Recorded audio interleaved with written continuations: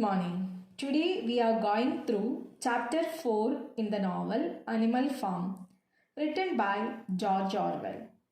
Let's begin with influence of the revolution on other farms. The revolution of Animal Farm influences the animals of other farms. By late summer, half of England knows about Animal Farm. Snowball and Napoleon sent out pigeons to spread the word to other animals and teach them beasts of England, while Mr. Jones sits in the bar in Willingdon and complains about his fate. The other farmers sympathize but refuse to help. They all want to make his misfortune work for them. There are two farms near the animal farm. Luckily for the animals, the owners of the two neighboring farms hate each other. Mr. Pilkington and Mr. Frederick are the owners of these farms. The gentlemanly Mr. Pilkington owns Foxwood, an overgrown and old-fashioned farm on one side, while the shrewd Mr. Frederick owns Pinchfield on the other side. Mr. Pilkington is not as cruel as Mr. Frederick. He spends his time in fishing and hunting. The name that is given by him to his farm is Foxwood. Mr. Frederick is a shrewd man. They hate each other too much to agree on anything, even if it is in their best interests. Despite this, they are terrified of what happened on Animal Farm. Mr. Pilkington and Mr. Frederick try to keep their animals in the dark about what happened there and insist on continuing to call it Manor Farm. The other farmers desire to make Mr. Jones's misfortune work in their best interests, suggests that when it comes to leaders like these farmers, it's natural for them to want to gather as much power as possible, with a little regard for how their power might negatively affect those below them. In this case, the animals all over the country. Mr. Pilkington and Mr. Frederick's terror at what happened on Animal Farm shows that it's possible for rebellion like what happened there to happen anywhere. In essence, these leaders are aware that they are in a precarious and easily toppled position. When both of them come to know about the rebellion, they seize the borders of their farm because they think that the animals of their farm may have revolted.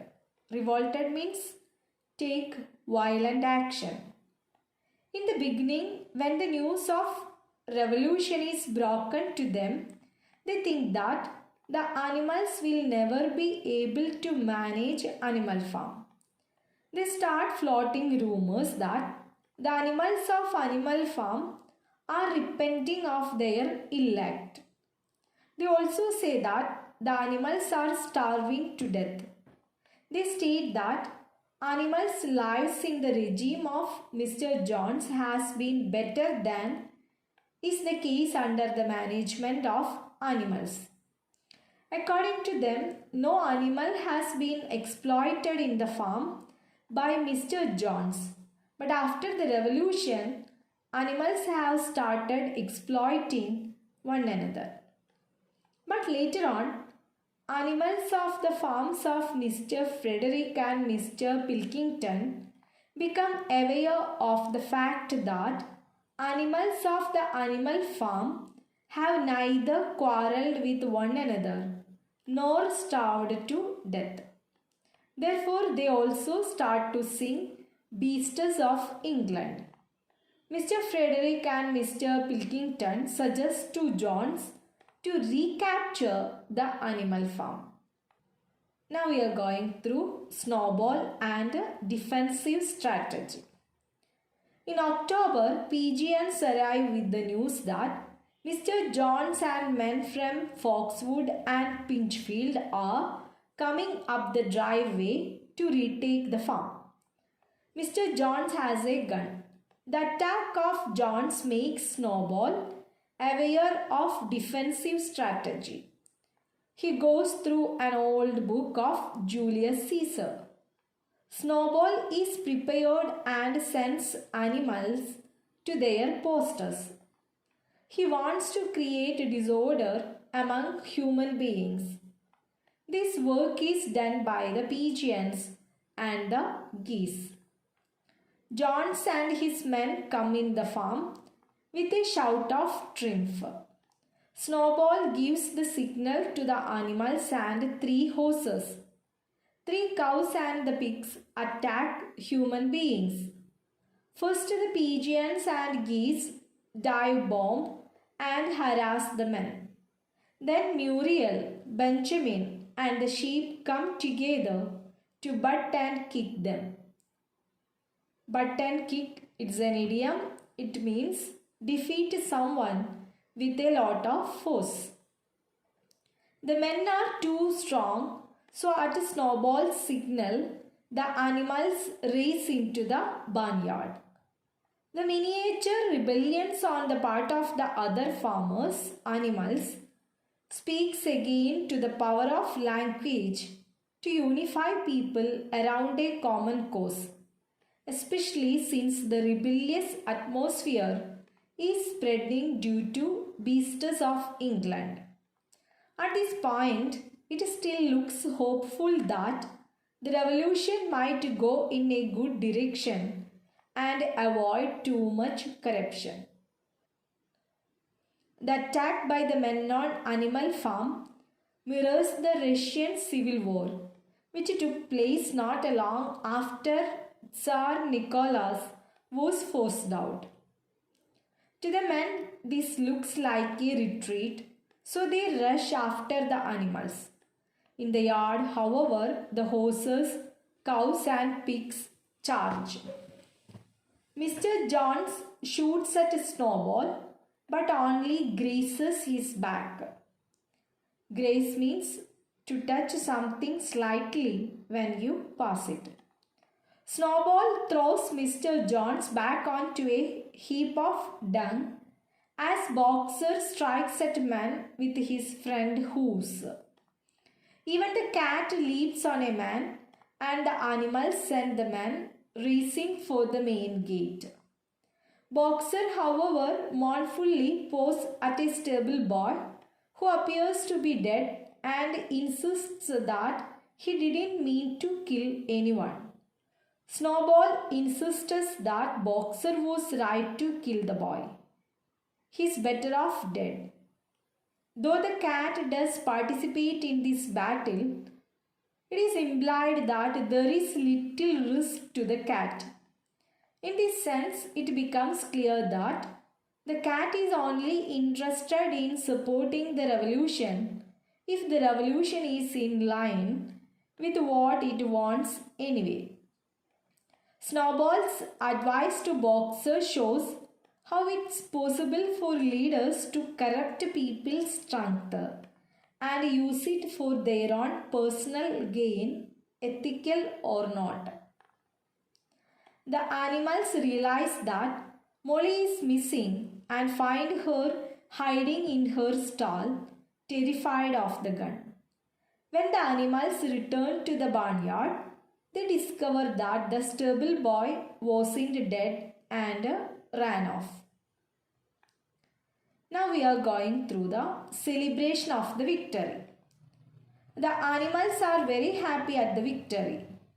Nerves give way to excitement and a celebration of their victory. They run up the flag, sing Beasts of England, and they bury the one sheep who died in the battle. Snowball gives a speech emphasizing that animals must be willing to die for Animal Farm. They realized that victory could be achieved only due to the bravery of Snowball and Boxer. They decorate both of them with military honors, Animal Hero First Class and Animal Hero Second Class respectively. They also give the deceased sheep the honor of Animal Hero Second Class. Together, the animals decide to call this conflict the Battle of the Cowshed, and when they find Mr. Jones's gun, they decide to set up the gun at the foot of the flag site. They declare that it should be fired twice in a year on the anniversary of the Battle of the Cowshed, 12th October, and on the anniversary of the rebellion. Animals also notice that Napoleon had not played an active part in the battle. Unlike the cat, whose reasons and motives are somewhat less clear, it's obvious to Molly that participating in the battle would put her at risk of losing out on ribbons and sugar, so she is not going to participate. Snowball's speech in its entirely begins to illustrate how he is starting to train the lower classes to be entirely loyal to the state and even willing to die for it. Establishing holidays commemorating the revolution and the Battle of Cowshed create built-in times for Snowball to remind the animals of their duty to the state as well as their pride in what they have created. Now we are going through the critical comments of the chapter 4. When other farmers came to know about the revolt at the Animal Farm, they were gripped with fear. The novelist clarifies the fact that the Russian Revolution affected all the countries of the world. And just after the revolution, the Russians were troubled by the German army. The Battle of the Cowshed reflects this trouble. This chapter also reveals the mentality of all animals. For example, Boxer and Snowball fight against the enemy with great valor and strength. While Molly escapes the battle, Napoleon too avoids the battle. The novelist, through the episode of the Battle of the Cowshed, states that Trotsky's contribution to the advancement and safety of Russia was more than that of Napoleon. The image of Jones and his men in connection with the Battle of the Cowshed reflects the treatment of capitalist government after the revolution. The defense of the past and of the possible future shows the strong defense of Russian government after the revolution. This chapter also adds to the fact that Animal Farm is a satirical novel which deals with a political theme. Animal ഫാമിൻ്റെ 4-ാമത്തെ അധ്യായത്തിലൂടെയാണ് നാം ഇപ്പോൾ കടന്നുപോയത്. വേനൽക്കാലത്തിൻ്റെ അവസാനത്തോടെ animal ഫാമിൽ സംഭവിച്ചതിനെക്കുറിച്ചുള്ള വാർത്ത രാജ്യത്തിൻ്റെ പകുതിയോളം പരന്നിരുന്നു. നെപ്പോളിയനും സ്നോബോളും കൂടി പ്രാവുകളുടെ വിമാനങ്ങളെ പുറത്തേക്ക് അയച്ചു. അയൽപ്പക്കങ്ങളിലുള്ള ഫാമുകളിലെ മൃഗങ്ങളുമായി ഇടപഴകാനായിരുന്നു നിർദ്ദേശം. അനിമൽ ഫാമിൽ നടന്ന വിപ്ലവത്തെക്കുറിച്ച് ബോധ്യപ്പെടുത്താനും ഇംഗ്ലണ്ടിലെ മൃഗങ്ങൾ എന്ന ഗാനത്തിൻ്റെ ഈണം പഠിപ്പിക്കുവാനുമായിരുന്നു മറ്റൊരു നിർദ്ദേശം. അനിമൽ ഫാമിൻ്റെ അയൽപ്പക്കക്കാരായിരുന്ന മിസ്റ്റർ പിൽക്കിങ്ടണും മിസ്റ്റർ പിഞ്ച്ഫീൽഡും തമ്മിൽ അസ്വാരസ്യമുണ്ടായിരുന്നെങ്കിൽ കൂടി മിസ്റ്റർ ജോൺസിനെ സഹായിക്കാൻ അവർ ഒന്നുചേരുകയും അനിമൽ ഫാമിനെ ആക്രമിക്കുകയും ചെയ്തു. എന്നാൽ മൃഗങ്ങൾ അവരെ ശക്തമായി നേരിടുകയും യുദ്ധത്തിൽ മൃഗങ്ങൾ വിജയിക്കുകയും ചെയ്തു. പട്ടാള ബഹുമതികൾ ഏർപ്പെടുത്താൻ മൃഗങ്ങൾ ഐക്യകണ്ഠേന തീരുമാനമെടുത്തു. മൃഗനായകൻ ഒന്നാമൻ, രണ്ടാമൻ എന്നീ ബഹുമതികൾ ഏർപ്പെടുത്തി. സ്നോബോളിനും ബോക്സർക്കും അത് യഥാക്രമം ലഭിച്ചു. മരിച്ച ചെമ്മരിയാടിന് മൃഗനായകൻ രണ്ടാമൻ എന്ന ബഹുമതി മരണാനന്തരം നൽകി. അവിടെ നടന്ന യുദ്ധത്തെ കാലിത്തൊഴുത്തിലെ കലാപം എന്നവർ വിശേഷിപ്പിച്ചു. കൊടിമരത്തിന് താഴെ തോക്ക് ഒരു യുദ്ധായുധ മാതൃക എന്ന നിലയിൽ പ്രദർശിപ്പിക്കാനും വർഷത്തിൽ 2 തവണ ആചാരവെടി മുഴക്കാനും മൃഗയോഗത്തിൽ തീരുമാനമായി. ഒന്ന് കാലിത്തൊഴുത്തിലെ കലാപ വാർഷികമായ ഒക്ടോബർ 12-നും മറ്റൊന്ന് വിപ്ലവ വാർഷികമായ മധ്യ വേനലിലും. If you please note down all the main points and also critical comments relating this chapter. Now we are going through the chapter 5 in the novel Animal Farm, written by George Orwell. Let's begin with the departure of Molly. As winter approaches, Molly becomes more difficult to deal with. She is often late for work and complains, but she spends most of her time gazing at her reflection in the drinking pool. One day, Clover takes Molly aside and quietly asks if she really saw Molly allowing a man from Foxwood to pet her nose. Molly denies this accusation, but she can't look Clover in the eye. Accusation means a charge of wrongdoing.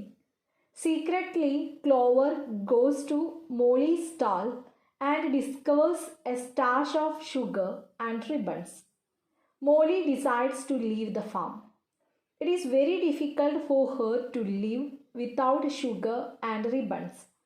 She is not ready to give up sugar and ribbons for the revolution. Therefore, she leaves the farm of some unknown place. Molly disappears, and after a few weeks, pigeons report that they have seen her in Willingdon happily pulling a dog cart and wearing ribbons. Molly leaving is a parallel to how many in the middle class simply left the USSR while they still could. Next, we are going through Napoleon and Snowball as rivals. The weather becomes bitterly cold in January, so the animals can't do anything in the fields. They attend many meetings and the pigs plan out the coming season, something the animals accept as natural given how intelligent the pigs are. The other animals still get to approve the pigs' decisions, however. It shows how the uneducated lower classes essentially give away a lot of their power by not recognizing their own right to an opinion, or for that matter, their ability to voice it. The system would be perfect except that Snowball and Napoleon disagree on every point. Napoleon begins to oppose Snowball. Snowball, who is a brilliant speaker, has many followers among animals. He can convince animals at meetings, but Napoleon is better at convincing animals individually between the meetings. It is very difficult for Napoleon to overpower the animals in the presence of Snowball. He sends the sheep to disrupt the meetings of Snowball. The sheep who begin bleating 4 legs good, 2 legs bad in the middle of meetings. The relationship between Snowball and Napoleon mirrors that between Trotsky and Stalin, especially in the way the two were able to connect or not with potential supporters. Snowball speaks often about farming theory and develops complicated schemes. Napoleon comes up with no ideas of his own, but quietly insists that Snowball's schemes are silly. Snowball discloses his plan to establish windmill in the farm. Their biggest dispute, however, is over the windmill. Snowball proposes that they build one on the highest point on the farm, as it would be able to give the farm electricity, which would then allow the animals to enjoy leisure time while machines work for them. Snowball has made a close study of the book Farmer and Stock Breeder. He collects the mechanical details from 3 books: 1000 Useful Things to Do About the House, Every Man His Own Bricklayer, Electricity for Beginners. It takes Snowball a few weeks to develop the plans in chalk on the smooth floor of a shed. The other animals can't make sense of the drawing, but it looks impressive, so everyone visits us daily except for Napoleon. Napoleon does visit once, contemplates the plans, and then urinates on them. He strongly opposes Snowball. Trotsky had grand plans to modernize the USSR and bring it into the modern world, plans symbolized by the windmill. This suggests that in an ideal situation, there would be fewer class distinctions, since leisure time is a mark of being higher class. One can only enjoy leisure time if they don't have to work all the time. Snowball is upfront that building the windmill will be difficult. Upfront means frank and honest. They will have to carry stone, build walls, and somehow get cables, but he insists they can do it in a year. After this, he says, the animals will only have to work 3 days per week. Napoleon argues that they need to increase their food production and that focusing on the windmill will lead to starvation. The animals will starve to death. He declares that in his presence, Snowball can never be successful in establishing windmill in the farm. All the animals are divided in 2 groups on this issue, but the only animal who doesn't take a side is Benjamin. He insists that no matter what happens, life will continue to be dreadful. Many animals are probably starting to fear that if this windmill idea goes through, their reasonably happy lives will disappear instantly. In order to remove the conflict, animals decide to vote. The animals who are in favor of Snowball take to the slogan, "Vote for Snowball and 3 days work," while Napoleon's followers cry, "Vote for Napoleon and the full manager." Now we are going through Napoleon's attack on Snowball. Napoleon and Snowball, who are never agreed with each other at any issue relating of the farm, also oppose each other over the question of the defense of the farm. They expect humans to try to restore Mr. Jones, especially since news of the animals' victory at the Battle of the Cowshed has spread. Napoleon wants to collect firearms and train the animals to use the firearms, while Snowball wants to send out more pigeons to stir up revolution among the animals of other farms. The other animals can't make up their minds and agree with whoever's talking at any given time. Sunday is declared for decision on the matter of windmill. Snowball finishes his plans for the windmill and brings it to a vote at the Sunday meeting. He makes his case logically. Napoleon then stands and says only that the windmill is nonsense. It is harmful to the animals and nobody should vote for it. In response, Snowball passionately explains why they need the windmill. His passion wins over the animals as he talks about how electricity can operate farming machinery as well as equip stalls with lights, hot and cold water, and heat. When Napoleon finds that Snowball has impressed the animals with his speech, he gives the signal to his ferocious dogs to attack Snowball. Suddenly, 9 ferocious dogs bound into the barn and chase Snowball all the way through a hedge. The animals realize that these dogs are the 9 puppies Napoleon educated. Finally, Snowball is disappeared by the dogs. The events in this passage make it clear that while it's possible to use language persuasively to bring someone to one side, what will win in the end is brute strength and fear, as represented by the 9 attacked dogs. Napoleon doesn't have to say anything. He just has to make it clear that anyone who agrees with Snowball's rhetoric will be chased down and possibly killed. Removing Snowball also means that Napoleon has a clear path to declaring himself leader, which will allow him to turn Animal Farm into a terrifying totalitarian state. Now we are going through Napoleon as the only leader.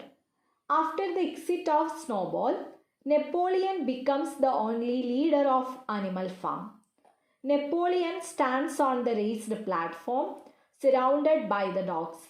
The other animals notice that these dogs wag their tails at Napoleon just like other dogs used to wag at Mr. Jones. Napoleon announces that there will be no more Sunday meetings. He argues that these meetings are merely a waste of time. He organizes a special committee to take decisions on the farm. The committee considers of only pigs. It will convey their decisions to the others. It announces that the animals will gather on Sundays only to salute the flag and to sing Beasts of England. There will be no more debates. The announcement makes animals unhappy. The other animals, even Boxer, are shocked. 4 young pigs try to oppose the resolution, but the dogs of Napoleon silence them. The sheep bleed 4 legs good, 2 legs bad for 15 minutes. Napoleon's announcements make it clear to the reader that no one else will have any power in his state. He oversees the pig committee after all, which means that he can still squash ideas that he doesn't like. The fact that the young pig's disapproval is so quickly silenced by the dogs again shows the power of brute force and fear over language, and illustrates how leaders like Napoleon shut down open communication in order to take power. Later, Squealer, man of Napoleon, explains the motive of Napoleon. He points out that Napoleon is sacrificing himself by taking on the difficult job of leadership, and he must do so because the other animals might make the wrong decisions. He says that in the eyes of Napoleon, all the animals are equal.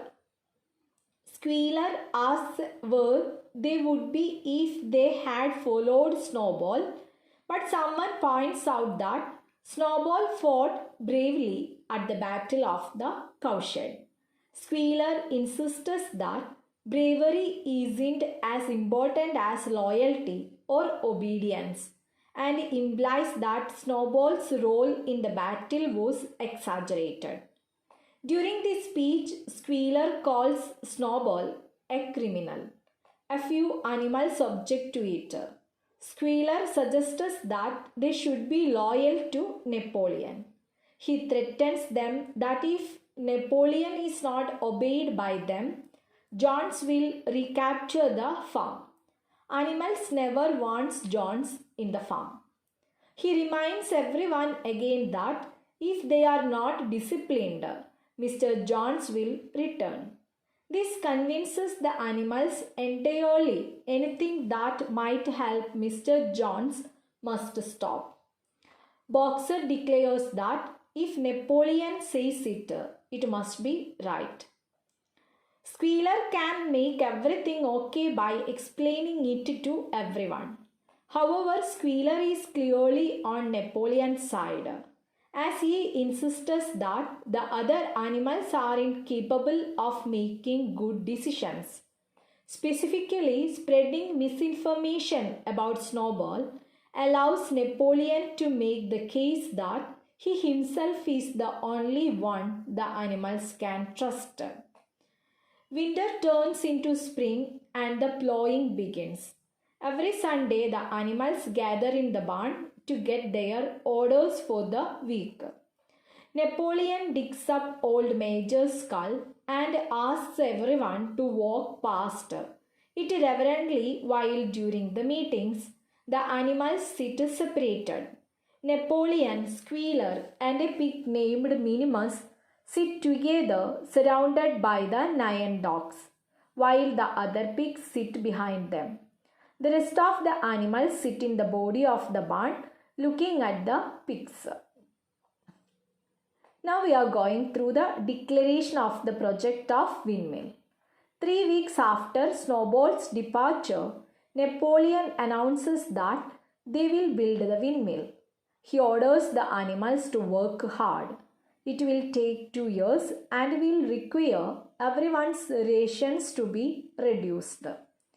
Digging up old Major's skull is a nod to the fact that Stalin disinterred Lenin's skull and treated it in a similar manner. This has the effect of making the animals constantly declare loyalty and reverence to the state, as represented by both Napoleon and Old Major, the father of the revolution. The way the animals sit in the barn, however, shows clearly that there are major class divisions at play. The dogs and the pigs have all the power, while the others have little or none. Later, Squealer explains privately that Napoleon never opposed the windmill. It had been his idea and Snowball stalled his plans. Napoleon only appeared to oppose the windmill to get rid of Snowball, whom he declares is dangerous and a bad influence. Squealer says that this is called tactics, a word the other animals don't understand. Squealer is persuasive and has 3 dogs with him, so the animals don't ask questions. When Squealer insists on calling Napoleon's scheming tactics, a word the other animals don't know, it shows how he is beginning to use language to make himself seem smart and competent. But really, using language like this is just a way to scare the other animals and impress upon them how unintelligent he thinks they are. Now we are going through the critical comments. The chapter starts with the planning of Napoleon to overpower the farm. Napoleon, who uses his trained 9 fierce dogs to drive away Snowball, stands for Stalin, who expelled Trotsky with the help of secret police. Napoleon becomes a tyrant like Stalin, who after the exit of Trotsky adopted the policies of Hitler. The hard-working and honest comrade Snowball disappears from the farm forever and Napoleon enjoys his safety.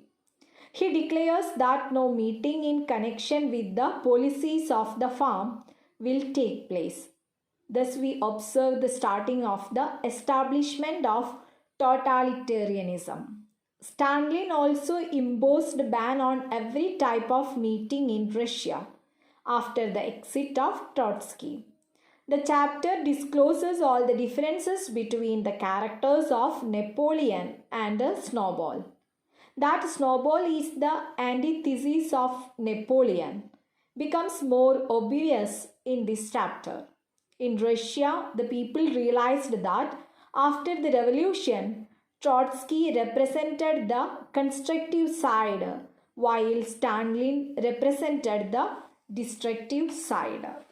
മോളിയുടെ തിരോധാനത്തിലൂടെയാണ് animal ഫാമിൻ്റെ 5-ാമത്തെ അധ്യായം ആരംഭിക്കുന്നത്. സ്നോബോളും നെപ്പോളിയനും തമ്മിൽ വാദപ്രതിവാദങ്ങൾ നടക്കുകയും അവർ തമ്മിലുള്ള അസ്വാരസ്യം തുടരുകയും ചെയ്തു.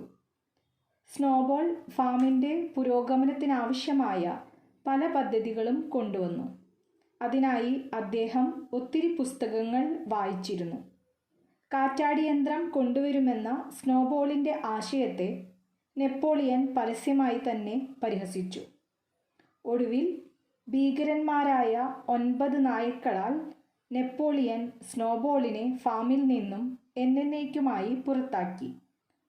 പിന്നീട് നെപ്പോളിയൻ സ്വയം നേതാവായി അവരോധിക്കുകയും പന്നികളുടെ കമ്മിറ്റി രൂപീകരിച്ച് ഫാമിൽ പുതിയ പല രീതികളും കൊണ്ടുവരികയും ചെയ്തു. സ്ക്വീലർ നെപ്പോളിയൻ്റെ ആശയങ്ങൾ മറ്റ് മൃഗങ്ങളുമായി പങ്കുവെച്ചുകൊണ്ടേയിരുന്നു. അതോടൊപ്പം സ്നോബോൾ ധീരനായിരുന്നുവെങ്കിലും കലാപത്തിൽ അവന് പങ്കുണ്ടെന്നും മറ്റും മൃഗങ്ങളെ ധരിപ്പിച്ചുകൊണ്ടിരുന്നു. നെപ്പോളിയൻ കാറ്റാടി മില്ലിനെ അനുകൂലിക്കുന്നുവെന്നും എല്ലാം നെപ്പോളിയൻ്റെ തന്ത്രമാണെന്നും അവൻ പറഞ്ഞുകൊണ്ടേയിരുന്നു. I hope all of you enjoyed the 2 chapters of Animal Farm. Thank you.